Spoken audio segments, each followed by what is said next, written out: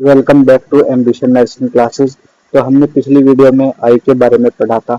इस वीडियो में हम पढ़ेंगे ईयर के बारे में। तो आज का हमारा टॉपिक है ईयर। तो ईयर के बारे में हम पढ़ेंगे। तो ईयर के बारे में पढ़ने से पहले हम एक बार स्ट्रक्चर देख लेते हैं। कुछ इस तरीके से हमारा जो ईयर होता है वो दिखाई पड़ता है। तो ये मैं जूम कर देता हूँ, ये हमारी ईयर की स्ट्रक्चर होती है।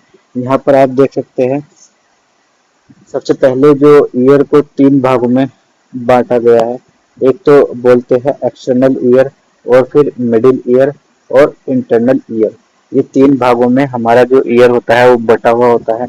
तो बाहर की साइड आप देख सकते हैं ये इस तरह की स्ट्रक्चर, इसे हम क्या बोल सकते हैं, ऑरिकल्स बोल सकते हैं या पिन्ना बोल सकते हैं।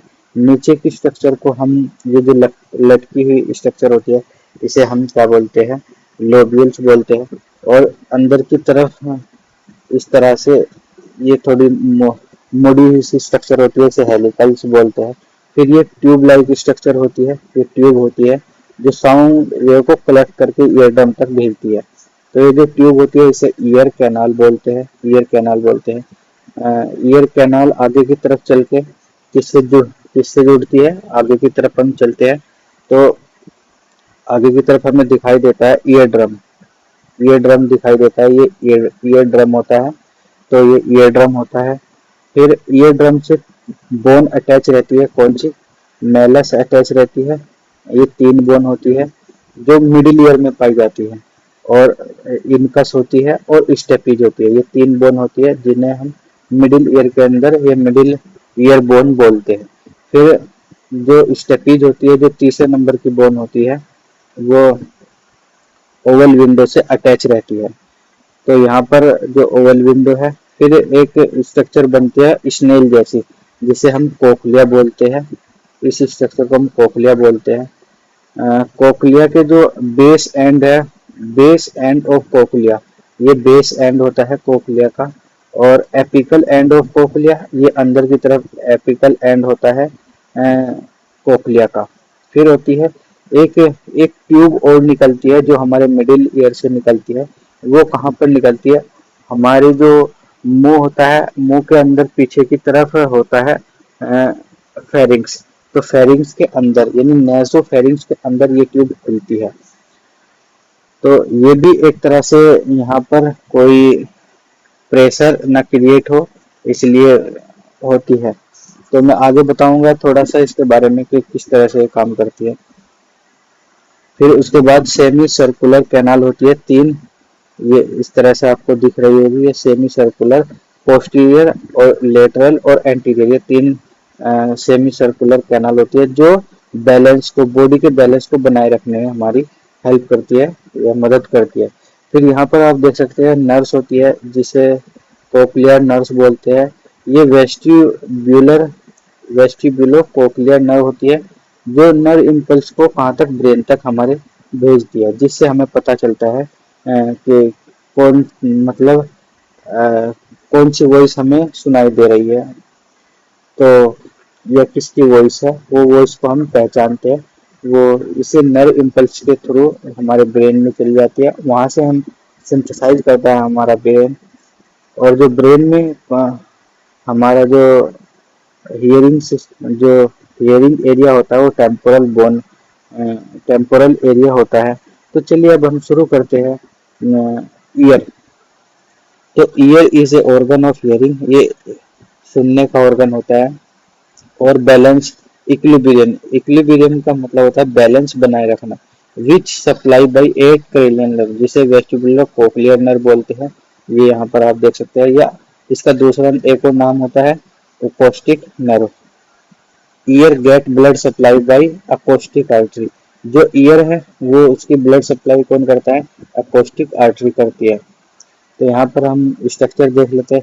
Year can be divide into three three main division, यानी तीन मेन भागों में ये बटा हुआ होता है। तो सबसे पहले मैं आपको दिखा दूं, ये एक्सटर्नल ईयर होता है। एक्सटर्नल ईयर के तीन पार्ट्स होते हैं, ओरिकल स्पिन्ना, एक्सटर्नल ऑडिटरी ट्यूब और ईयर ड्रम और टेम्पेनिक मेम्ब्रेन, ये एक्सटर्नल ईयर होता है। फिर होता है मिडिल ईयर, और फिर उसके बाद यहाँ पर इनर ईयर, ये तीन पार्ट्स होते हैं। तो अब हम यहाँ शुरू से पढ़ते हैं, देखते हैं हम यहाँ पर पहला पार्ट पढ़ते हैं। पहला पार्ट कौन सा है? External ear. एक्सटर्नल ईयर पहला पार्ट होता है। तो यहाँ पर हम देख लेते हैं, it collect sound wave and direct them inward, यानी साउंड वेव को कलेक्ट करता है और कहाँ पर? अंदर की तरफ भेज देता है। या मैं दिखा देता हूँ यहाँ पर, इस तरह से ये साउंड वेव है और ये साउंड वेव को अंदर की तरफ इस कैनाल के थ्रू ईयर ड्रम तक पहुंचा देता है, जिससे हमारा ईयर ड्रम क्या हो जाता है? वाइब्रेट हो जाता है। उससे हमारी बोन बोन वाइब्रेट होती है और बोन हमारी 20 गुना तेजी से वाइब्रेट होती है और फिर वो हमारे एंडोलिम्फ को वाइब्रेट करती है।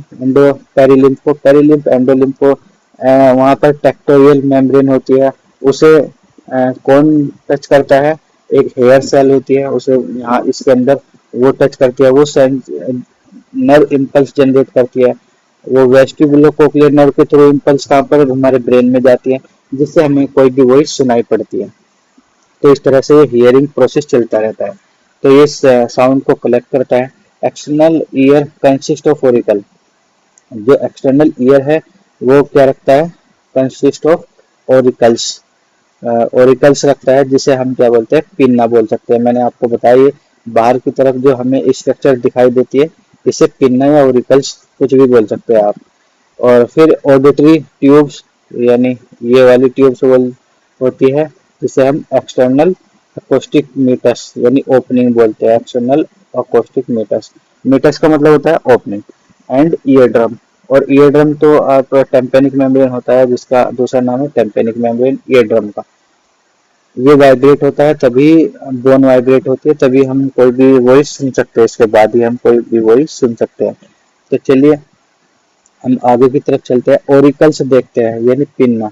जो ये बाहर की तरफ ये स्ट्रक्चर आपको दिख रही है, तो it is expand portion on other side of head made by fibro elastic tube, यानी ये दोनों साइड में क्या है? एक्सटेंडेड उभरी हुई, यानी बाहर की बॉडी से बाहर की तरफ स्ट्रक्चर होती है, जो किससे बनी हुई होती है? फाइब्रो इलास्टिक कार्टिलेज से बनी हुई होती है ये structure. The rim of auricles, ये जो रिम होते हैं ये इसे क्या बोलते हैं? हम हेलिक्स बोलते हैं। और inferior portion called lobules, inferior नीचे के पोर्शन को हम क्या बोलते हैं? लोब्यूल्स बोलते हैं। एक cartilaginous project in front of the exterior meatus, यानी जो ये मेटस होता है, ओपनिंग होती है इसकी, जो इसकी एक्सटर्नल अकोस्टिक मीटर्स यानी ऑडिटरी कैनाल की जो जो ओपनिंग होती है यहाँ पर, इससे आगे की तरफ एक उभरी स्ट्रक्चर होती है, उसे हम क्या बोलते हैं? ट्रेगस बोलते हैं। मीटस मीनिंग पास और opening of the year called tragus, यानी ट्रेगस बोलते हैं उसे। तो फिर नीचे की तरफ हम चलते हैं, external auditory tube. External auditory tube ये 2.5 सेंटीमीटर लॉन्ग होती है, यानी 2.5 सेंटीमीटर का मतलब होता है 1 इंच। कर्व ट्यूब होती है, कर्व में होती है थोड़ी सी, मतलब सीधी स्ट्रेट नहीं होती, कर्व में होती है। Extend from auricle to ear drum, ये एक्सटेंड होती है कहाँ से? ओरिकल से ईयर ड्रम तक। The skin contain the skin contain several ceruminous gland, ये सेरेमिनस ग्लैंड होती है इसके अंदर पाई जाती है। जो मॉडिफाइड कौन सी होती है? स्वेट ग्लैंड होती है।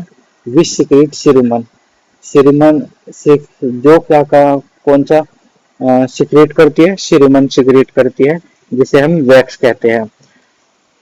ये वैक्स जो होता है वो हमारे ईयर के लिए बहुत ही हेल्पफुल होता है।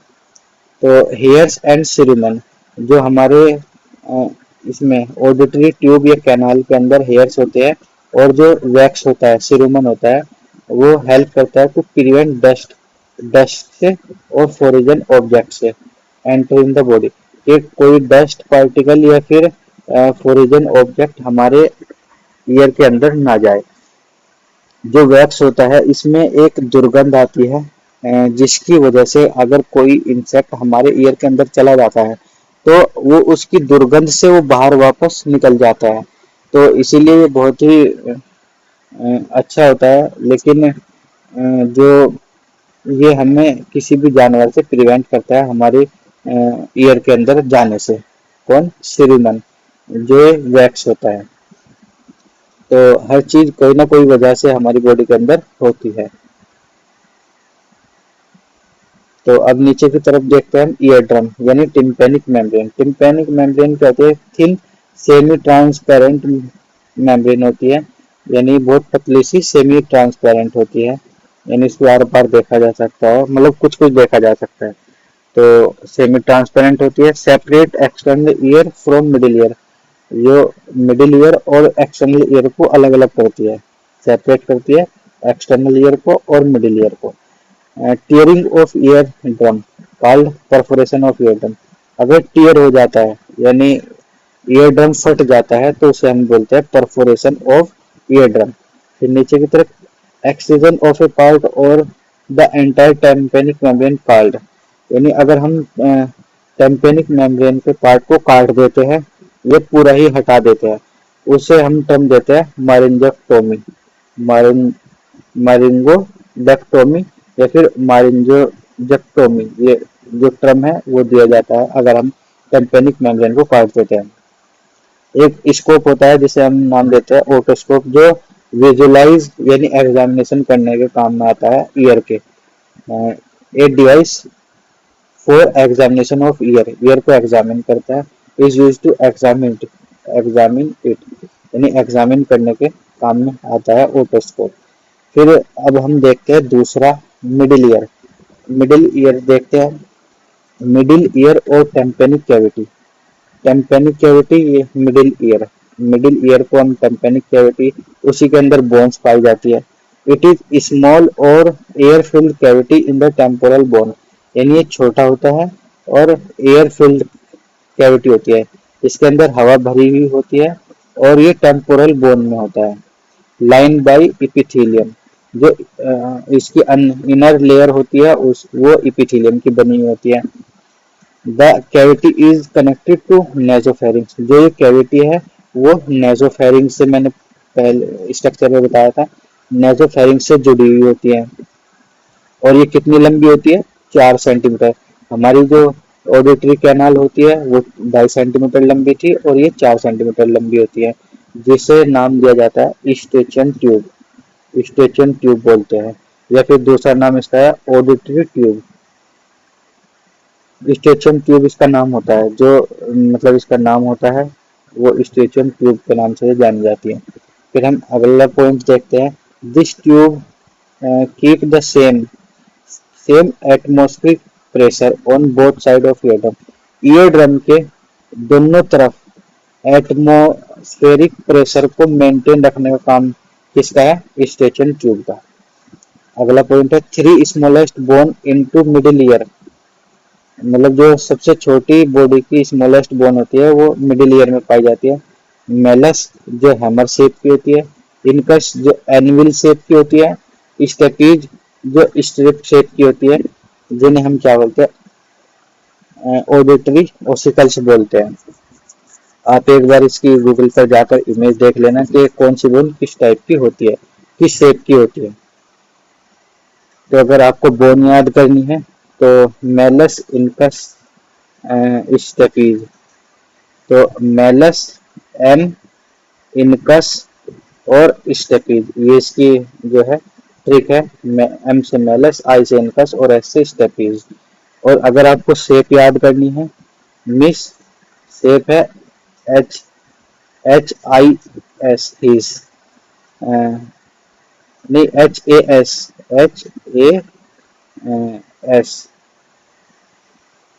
मैं दोबारा लिख देता हूँ, HAS, मिस हैज।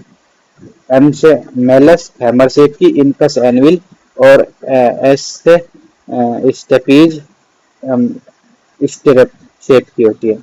तो इस तरह से आप इसे याद कर सकते हैं, ये क्वेश्चन मतलब पूछा जाता है। These 3 बोन्स चलते हैं, These 3 bones attach to each other, ये तीनों बोन एक दूसरे से जुड़ी होती है। Between ear drum to oval window, मतलब एक तरफ से ये ईयर ड्रम से जुड़ी होती है और दूसरी तरफ से ये oval window. Convey sound vibration, ये क्या करती है, कन्वे यानी ले जाती है साउंड वेव को from ear drum to oval window, ear drum से ओवल विंडो तक। फिर आगे की तरफ चलते हैं, two tiny muscles tensor tympani, दो मतलब मसल्स होती है, एक तो होती है टेंसर टेम्पेनी और दूसरी है स्टेपिडियस मसल्स। ये स्टेपिडियस मसल जो होती है स्मॉलेस्ट स्केलेटन मसल्स होती है इन द ह्यूमन बॉडी। अगर आपसे क्वेश्चन पूछा जाए कि सबसे छोटी मसल्स कौन सी होती है, तो वो कौन सी होती है हमारी बॉडी के अंदर, स्टेपिडियस मसल्स होती है। अटैच टू ऑडिटरी ओसिकल्स, ये किससे अटैच रहते हैं, ऑडिटरी ओसिकल्स यानी ईयर बोन से अटैच रहती है। It prevent the damage of ear drum from loud voice, ये ईयर ड्रम को बचाते हैं मतलब उससे डैमेज होने से, लाउड वॉइस से डैमेज होने से ईयर ड्रम को बचाती है। तो चलिए अब हम आगे की तरफ चलते हैं। यहाँ तक उम्मीद करता हूँ आपको समझ में आ गया होगा और क्लियर भी हो गया होगा। तो ये सारी चीजें हम एक एक करके पढ़ रहे हैं। अगर आपको कोई भी इसमें डाउट आता है तो आप हमसे पूछ सकते हैं। तो चलिए आगे की तरफ हम चलते हैं। अब हम इनर ईयर को देखते हैं। इनर ईयर की कुछ इस तरह से स्ट्रक्चर दिखती है। यहाँ पर आप देख सकते हैं, ये बड़ा करके दिखाया है इनर ईयर, इनर ईयर को बड़ा करके दिखाया गया है। यहाँ पर आप देख सकते हैं तीन कैनाल होती है, एक एंटीरियर, एक लेटरल, एक पोस्टीरियर। ये तीन कैनाल होती है जो बैलेंस को, ये इक्विलिब्रियम को बनाए रखने में हेल्प करती है। फिर उसके बाद होती है ये वेस्टिब्युलर डक्ट होती है, कोक्लियर डक्ट होती है और टेम्पेनिक डक्ट होती है और इसी स्ट्रक्चर को हम बोलते हैं कोक्लिया। और इसमें से नर्व निकलती है, ये नर्व निकलती है, इन्हें हम बोलते हैं वेस्टिब्युलो कोक्लियर नर्व बोलते हैं। फिर होता है सेकुले होता है और यूट्रिकल्स होता है, क्रिस्टे विद एम्पुला, ये वाइडर पार्ट होता है यहाँ पर, इसे एम्पुला बोलते हैं। तो ये इनर ईयर होता है, इनर ईयर। तो ये स्ट्रक्चर आपको समझ आ गई होगी। आप गूगल पर देख सकते हैं जाकर, अच्छे से आपको क्लियर हो जाएगी, समझ में आ जाएगी। तो अब हम इनर ईयर को पढ़ेंगे। इनर ईयर, इनर ईयर को हम क्या बोलते हैं, लेब्रेंथ बोल सकते हैं। Inner ear also called labyrinth. Labyrinth क्यों बोलते हैं, because it's complicated series of canal, एक कॉम्प्लिकेटेड सीरीज है, मतलब कंटिन्यूस सीरीज है कैनाल की, तो इसलिए इसे क्या बोलते हैं हम, लेब्रेंथ बोलते हैं। फिर दूसरा पॉइंट होता है inner ear situated, inner ear situated within the petrous portion of the temporal bone. एक टेम्पोरल बोन का जो पिटरस पोर्शन होता है, वहां पर ये जो इनर ईयर होता है ये पाया जाता है। जो टेम्पोरल बोन होता है वो थ्री पोर्शन होता है, तीन पार्ट से मिलकर के बना होता है। इसमें होता है स्क्वैमस, जो अपर पार्ट एंटीरियर पोर्शन होता है, अपर मतलब जो स्क्वैमस होता है वो ऊपर का पार्ट होता है टेम्पोरल का। मास्टोइड जो होता है वो ईयर के पीछे का डाउनवर्ड एंड फॉरवर्ड, डाउनवर्ड और फॉरवर्ड होता है। Behind the external auditory meatus, कौन होता है ये, behind the external auditory meatus, यानी एक्सटर्नल ऑडिटरी ओपनिंग से पीछे की तरफ क्या होता है, मास्टर्ड होता है। ऊपर की तरफ स्क्वैमस होता है, पीछे कान के पीछे की तरफ मास्टर्ड होता है। और तीसरा पोर्शन होता है पिटरस पोर्शन, जिस ये पोर्शन होता है temporal bone. Inner ear consist of two main division, outer bony labyrinth, the enclose and inner membranous labyrinth. जो इनर मेम्ब्रेनस लेब्रेंथ होता है उसे कवर करके रखता है आउटर बोनी लेब्रेंथ। ठीक है, ये आपको समझ में आ गया। यानी एक ट्यूब इनसाइड ए ट्यूब, यानी ट्यूब, इसे आप ऐसे समझ सकते हैं कि ट्यूब के अंदर ट्यूब, यानी एक बोनी लेब्रिंथ एक ट्यूब होगी, उसके अंदर एक और ट्यूब होती है जिसे क्या नाम दिया जाता है, मेम्ब्रेनस लेब्रिंथ। बोनी लेब्रिंथ के अंदर मेम्ब्रेनस लेब्रिंथ होता है, इतना समझ लीजिए आप, ट्यूब के अंदर ट्यूब। अगला पॉइंट है bony labyrinth filled with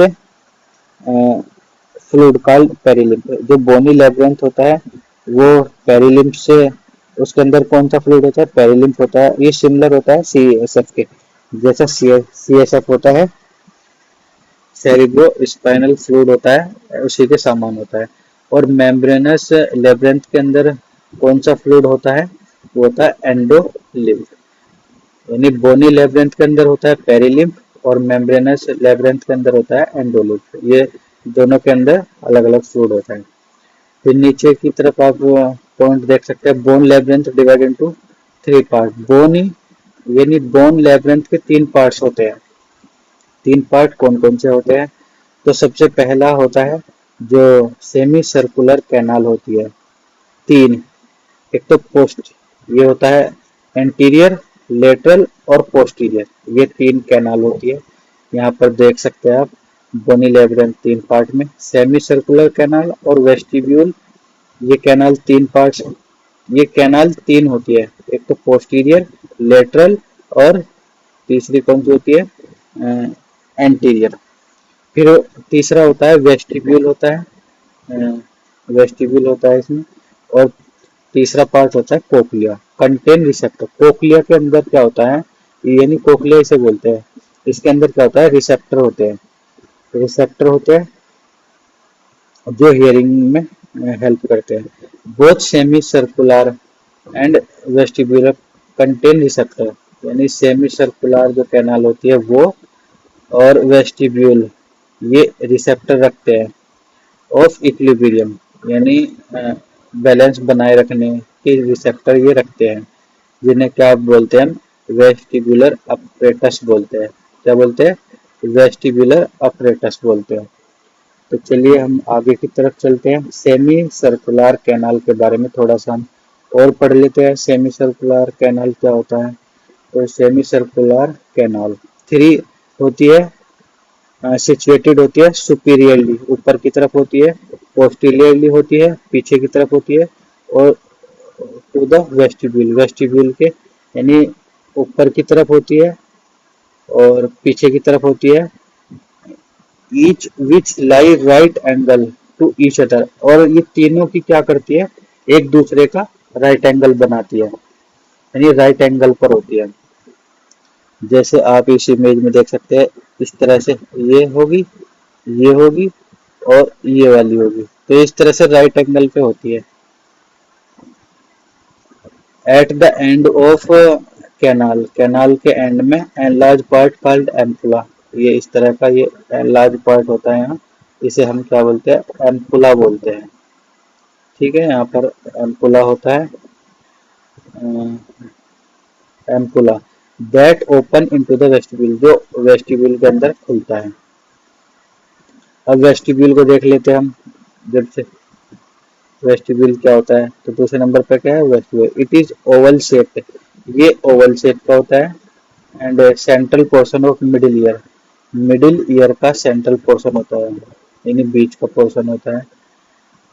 consist of 2 sex, 2 sex रखता है, कौन कौन से, यूट्रिकल्स एंड सेक्यूल्स, यूट्रिकल्स और सेक्यूल्स, यूट्रिकल्स ये रहा और सेक्यूल्स ये रहा, ये वेस्टिब्यूल है और ये 2 सेक्स रखता है, यूट्रिकल्स और saccule, which are connected by small duct, जो एक दूसरे से जुड़े हुए रहे बहुत छोटी सी डक्ट के थ्रू।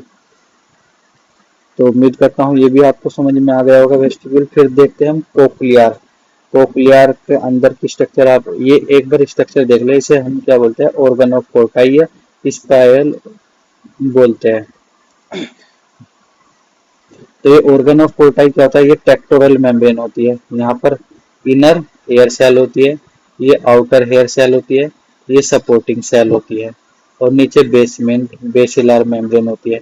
यहाँ पर क्या पाया जाता है, अंदर की तरफ होता है एंडोलिम्फ, एंडोलिम्फ जब वाइब्रेट होता है वो हिलता है, तो ये जो हेयर सेल होती है ये टेक्टोरियल मेम्ब्रेन को, यानी इस मेम्ब्रेन को ये टच करती है, और जब टच करती है तो यहाँ से सेंसेस या इम्पल्सेस निकलते हैं और वेस्टिबुलर कोक्लियर नर्व के थ्रू वे हमारे ब्रेन में सिग्नल भेजते हैं। उससे हमें पता चलता है कि हम मतलब कोई भी वॉइस को सुन पाते हैं।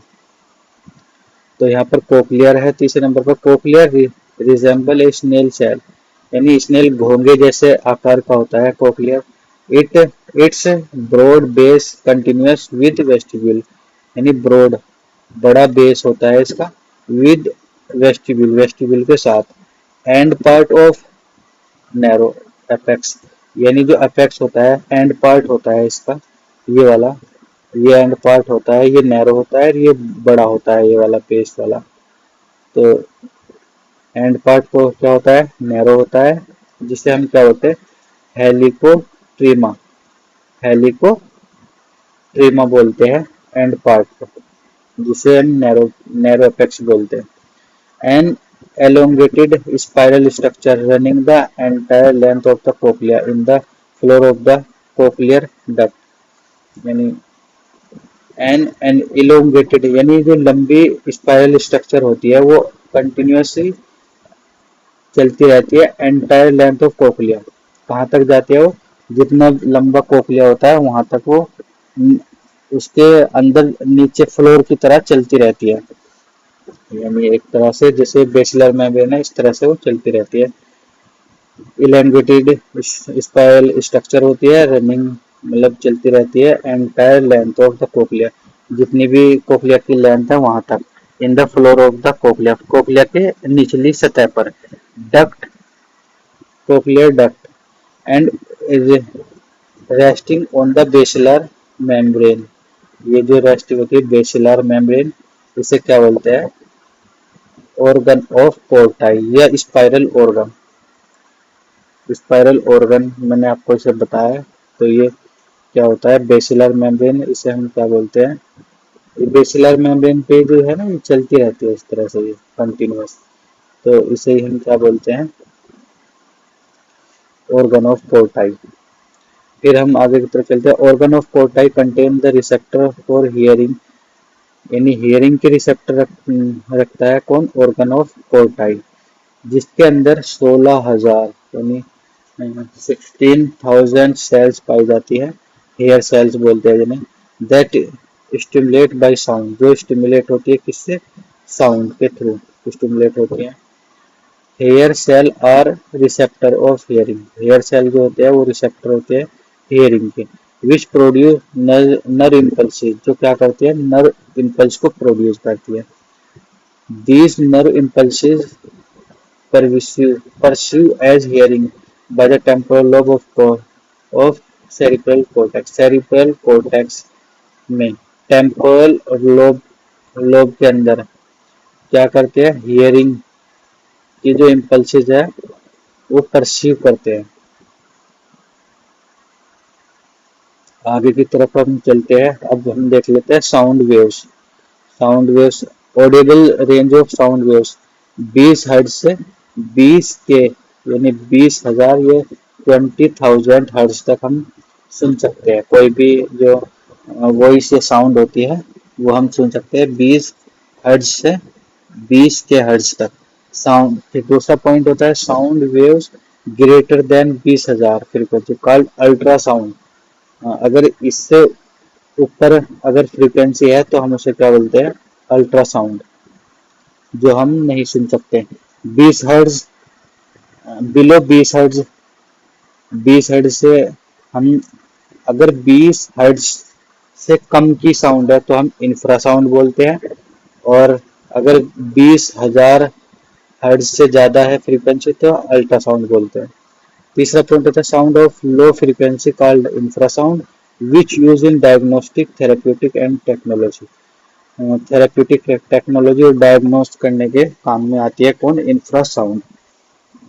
चलिए आगे की तरफ हम चलते हैं, नीचे हम देखते हैं इनटू सोनोग्राफी या अल्ट्रासोनोग्राफी, सोनोग्राफी या अल्ट्रासोनोग्राफी ग्रेटर देन 1 लाख से 15 लाख तक जो हर्ट्ज फ्रीक्वेंसी होती है साउंड की वो यूज की जाती है प्रोड्यूस एक इमेज को बनाने में या फोटोग्राफ को किसी भी ऑर्गन या टिश्यू के, किसी भी ऑर्गन या टिश्यू की इमेज को बनाने के लिए 1 लाख से 15 लाख तक जो फ्रीक्वेंसी की हर्ट्ज फ्रीक्वेंसी होती है वो यूज की जाती है सोनोग्राफी या अल्ट्रासाउंड में। फिर नीचे की तरफ होता है सेकंड पॉइंट है sound intensity is measure in unit called decibel, इसकी साउंड की जो इंटेंसिटी होती है वो मापी जाती है किसमें, डेसिबल में, डेसिबल में मापी जाती है।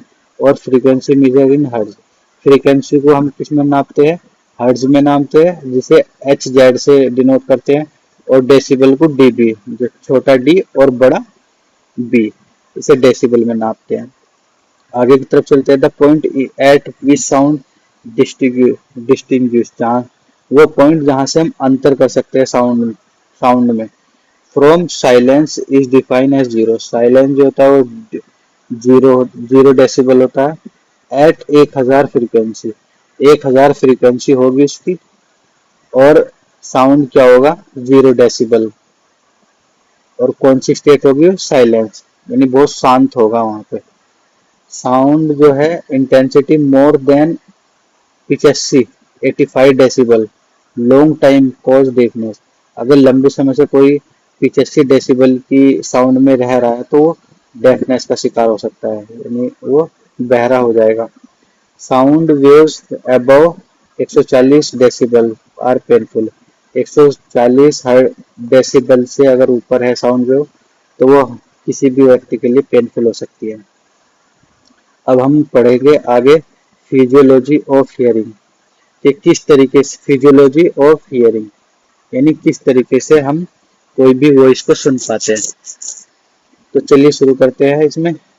Auricles collect the sound wave and direct to ear drum, auricles जो होता है, जो कैनाल होती है, वो साउंड वेव को कलेक्ट करती है और कहाँ भेजती है, ईयर ड्रम पे भेजती है। ईयर ड्रम कहाँ भेज, ईयर ड्रम वाइब्रेट होता है, वाइब्रेशन होती है ईयर ड्रम के अंदर। फिर क्या होता है, वाइब्रेशन इन ऑडिटरी ओसिकल्स, यानी मिडिल ईयर, यानी बोन जो होती है उसमें वाइब्रेशन होता है, बोन के अंदर, मिडिल ईयर के अंदर। वाइब्रेशन और movement in Oval window, Oval window में वाइब्रेशन और मूवमेंट होता है। और फेनेस्ट्रेट वेस्टिबुलाई, ये 20 टाइम्स, यानी 20 गुना मोर वाइब्रेशन देन ईयर ड्रम, ये क्या करता है, 20 गुना ज्यादा वाइब्रेट होता है ईयर ड्रम से। फिर इसमें आता है फ्लूइड वेव इन पेरिलिम, पेरिलिम जो होता है उसके अंदर वेव देखने को मिलती है, fluid wave. Vibration in basilar membrane of cochlear duct, cochlear duct जो होता है वो कोक्लियर स्नेल टाइप का होता है, उसके अंदर वाइब्रेशन, बेसिलर मेम्ब्रेन में वाइब्रेशन देखने को मिलती है। और फिर आगे की तरफ चलती है। वाइब्रेशन ये hair cell in organ of Corti, organ of Corti में हेयर ऑफ सेल होती है, उसमें वाइब्रेशन देखने को मिलती है। वहां से क्या होता है, जनरेशन ऑफ नर्व इम्पल्स, वहां से नर्व इम्पल्स जनरेट होती है, नर्व इम्पल्स वहां से जनरेट होती है। वो कहां पर जाती है, nerve impulse by 8 cranial nerve project to auditory area of cerebral cortex temporal lobe, temporal lobe के अंदर सेरिब्रल कॉर्टेक्स जो ब्रेन का पार्ट होता है वहां पर क्या जाती है, वो नर्व्स जाती है, 8 इम्पल्सेस जाती है 8 क्रेनियल नर्व के थ्रू। वेव इन एंडोलिम, वेव कहाँ चल जाती है, एंडोलिम में चल जाती है। और फिर क्या होता है, वेव जो है एंडोलिम में, और exit by round window fenestra cochlea, यानी एग्जिट कहाँ से कर रही है, वो एंट्री तो उसे मिल रही है कहाँ से, oval window, Oval window, exit तो कहाँ से कर रही है, ओवल विंडो, जिससे बोन जुड़ी हुई होती है। और नहीं सॉरी, एंट्री तो कर रही है वो ओवल विंडो जिससे बोन जुड़ी हुई होती है, स्टेपीज बोन। और एग्जिट कहाँ से कर रही है, राउंड विंडो से। तो यहाँ तक ये जो थी ईयर कंप्लीट हो गया है। आगे इसकी डिजीज होती है ओटाइटिस मीडिया, और आगे और भी सारी डिजीज हम पढ़ेंगे। तो ये था हमारा आज का टॉपिक ईयर। तो उम्मीद करता हूँ आपको ये अच्छे से समझ में आ गया होगा ईयर के, इसकी स्ट्रक्चर क्या होती है, इनर ईयर, हमने क्या क्या पढ़ा वो एक बार देख लेते हैं। हमने ईयर पढ़ा, ईयर ईयर ईयर में 3 एरिया होता है, एक्सटर्नल ईयर, मिडिल ईयर और इंटरनल ईयर। उसमें हमने बाहर की तरफ क्या क्या पाया जाता है वो पढ़ा, अंदर की तरफ हमने क्या क्या क्या पाया जाता है वो पढ़ा, और वो किस तरह से काम करता है वो पढ़ा हमने, और किस तरीके से नर्व्स को इम्पल्सेस को जनरेट किया जाता है, और कोई भी वॉइस को सुना जाता है। ये इस तरह की चीजें हमने इसके फंक्शन पढ़ा, स्ट्रक्चर पढ़ी और इसकी पैथोफिजियोलॉजी पढ़ी, वो सारी चीजें हमने पढ़ी किस तरीके से हम किसी भी वॉइस को सुन सकते हैं। तो यही था आज का हमारा टॉपिक। उम्मीद करता हूँ आपको समझ में आ गया है होगा, और अगर फिर भी कोई डाउट बचता है या कोई क्वेरी आपको बचती है तो वो हमें कमेंट में बता सकते हैं। और अगर ये वीडियो अच्छी लगी है